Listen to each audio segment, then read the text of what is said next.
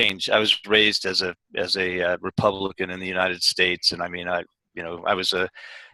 spent most of my time being either involved in the financial industry or as a company president. So I've changed drastically. My viewpoint now is that consciousness is primary, and that the whole planet is just here as a school for us to learn. So if I can increase my consciousness, I'm acting correctly. And I think we're at a pinch point right now where we are expected to learn how to use our consciousness directly to fix the planet. So in other words, if you think back on the movie Fantasia, where Mickey Mouse looks in the spell book while the sorcerer is going to take a nap, and he decides he's going to take a nap too, so he says a spell for the brooms to carry the water so he doesn't have to do his work. And then the brooms carrying the water get out of control, so he picks up an axe and goes and tries to chop up the brooms and fix it by chopping up the brooms. But the problem is that that's not where the problem came from. The problem came from the magic spell. So that's where we are today. We've created this huge problem of, for example, atomic energy and Fukushima. We got that from Einstein doing a thought experiment. He said, let's see what happens if we break atoms apart. And here we are. Now we're trying to bail out the ocean and fix it that way, or grow some special mushrooms or something. And really, we need to adjust our consciousness so that we can find a new way to fix this stuff that's too big for us to fix any other way. That's a pretty 80,000-foot view of how I see it. But I think that there's so much evidence that this is really happening, and the world has gotten so crazy. I mean, I look at the United States, and frankly, it's just a cartoon to me. I don't even engage. It's just stupid. There's nothing real about that situation. Anybody who is intelligent would leave, because the things that are happening are just, I mean, they're reruns of World War II. It's stupid. It's stupid. I won't even engage with somebody who's going to, I watch people talking about what they're doing down there, and I can't even, why would we watch something like that? You know, it's just stupid. So maybe I'm a weirdo over here who thinks that this way, but I'm going to stay where I am, because otherwise I just frankly can't take it. You know, I'd be looking for an exit point. The dinosaur extinctions are rough, you know. I mean, this is not easy stuff when the people around you are dying.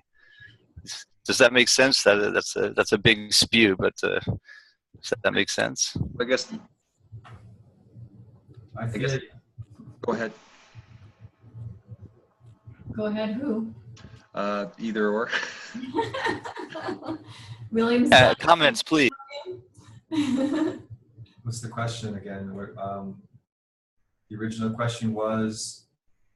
I guess we were still asking about what the question was, but I guess it's, what is your appraisal of the sort of world situation right now?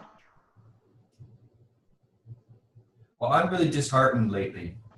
A whole new, just a couple of days ago, I heard about that new law the U.S. passed where it's okay to shoot sleeping bears as they hibernate in their den. Yeah. That really broke my heart, you know, like how can you do that? And, you know, the thought that came to my mind, sadly enough, is like, enough of us humans and our meddling and our trophy hunting and the things that we do to this planet. Like, we don't deserve to be the guardians that we've become. And I really thought, you know what? Wouldn't the world be a better place without us? And that's kind of where I feel like I would give my life to if it would save the planet. If we could all just go away, I would volunteer. I would vote. Yeah, we go. You know, there's a lot of beauty in the world. I see that as humans can do, and in my way, I've participated in a lot in that. And in the negative sense, I don't really think I do very much to harm.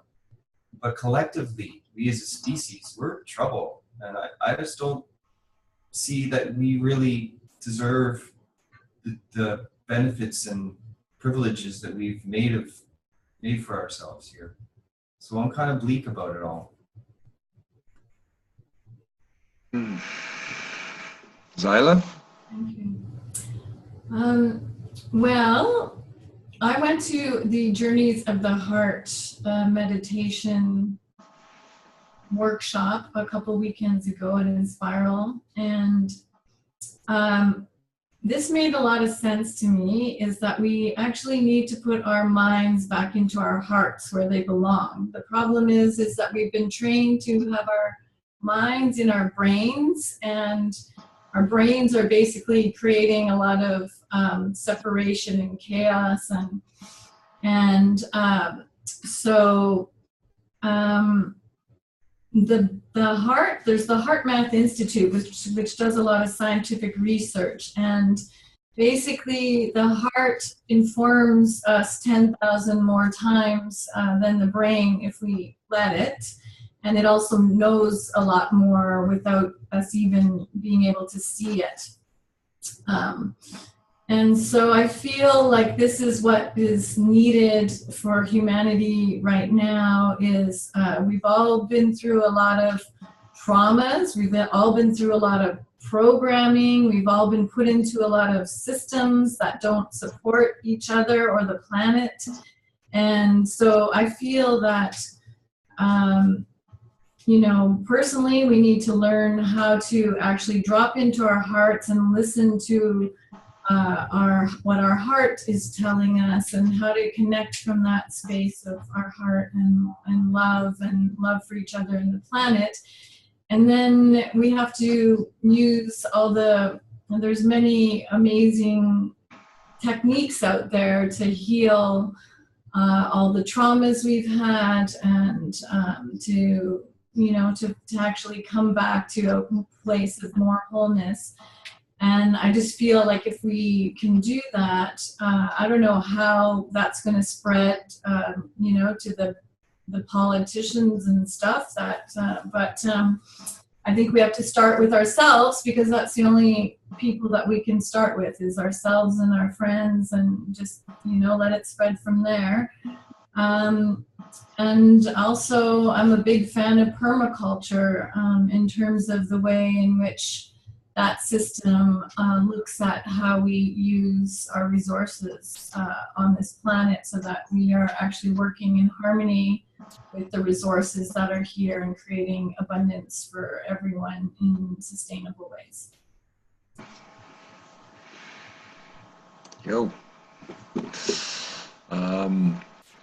I agree with you all. I agree.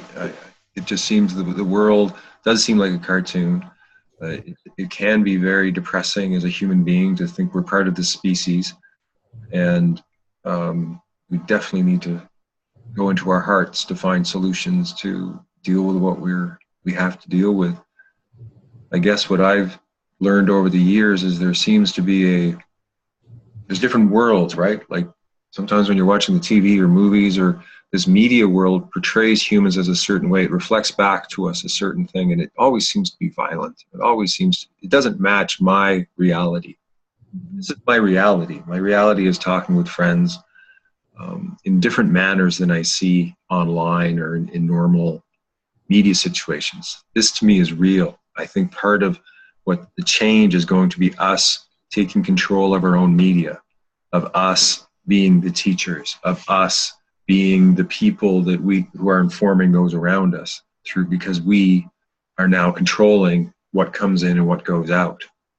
And I see each of you as teachers. I see each of you as people that are a positive solution on the planet. And I know a lot of people like you, and I don't think they get enough of a voice.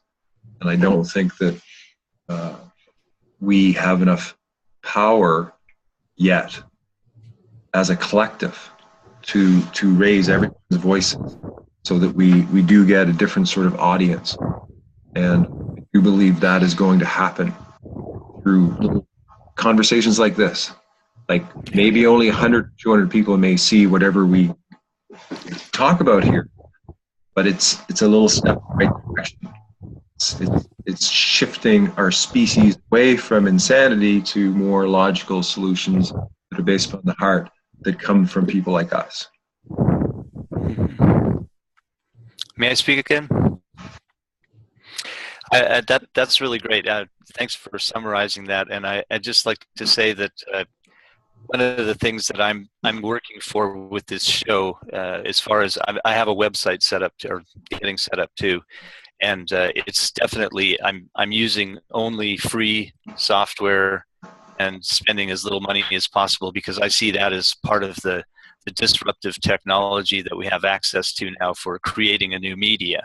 So what I want to do is sort of provide a template for that and help other people just by showing the final product and by showing all the steps that are necessary to get there. So for example, the platform that I'm running this computer on is Ubuntu Studio, and it's free software. And I'm also running, for my editing, I'm running Lightworks, which is the oldest video editing software, but it's